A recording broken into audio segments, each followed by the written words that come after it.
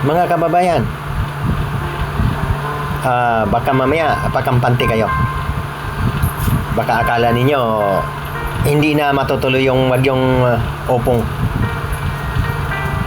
Dito po sa Santa Rosa, Laguna, ganito po ang sitwasyon dito. Marami pong nagtataka may bagyo pero maaraw po dito. Ayon po mga kaibigan, hindi naman po ako nagmamarunong. Ayon po sa aking experience sa mga bagyo ba.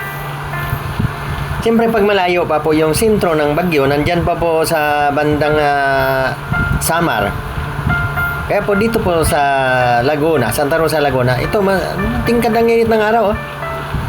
Nakatakip pa nga itong aming motor eh. Pero alam niyo mga kaibigan, huwag kayong pakampante, lagi po kayong makibalita. Kasi tinataya ng Pag-asa, mamayang hapon, mag-umpisa nang magsusungit ang panahon, lalong-lalo na sa parteng Kabikulan. Kasi nanggagaling po ng Samar, dyan po tutumbok po sa Bicol, Quezon Province, at dadaan po dito sa Laguna bago po lumabas ng ating kalupaan.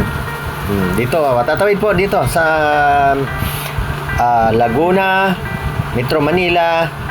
Doon po ang tawid niyan sa bandang kabila, Sambales ba bandan dyan. Yan po ang mangyayari ngayon. Kaya po kami, naghahanda na po kami dito.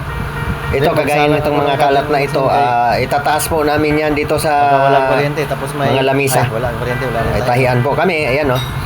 Ito naman ng makina naman, hindi naman inaabot yan sa nakaraang baha. Binaha din kami dito mga kaibigan. Kaya yung mga sa tingin ninyo na siyempre alam nyo na kung binabaha ang inyong loob ng bahay. Dito umabot ang tubig dito yung nakaraan mga kaibigan eh. Habagat nga lang yun eh. Kaya po, wag pong pakampante kung sinabi ninyo na mainit dito sa Laguna ngayon.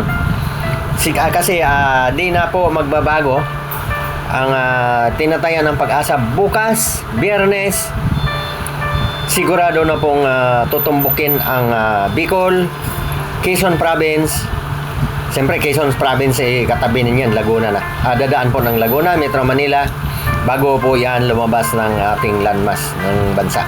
Kaya huwag pakampante, ingat po ang lahat, sabay ng panalangin, paghandaan ang bagyong Opong. Huwag po tayong sabihin natin ng magkumpiyansa. Kasi po, bagamat mas malakas yung Nando, ang Opong sigurado, malakas ang daladalang ulan yan mga kaibigan. Ingat po tayo palagi.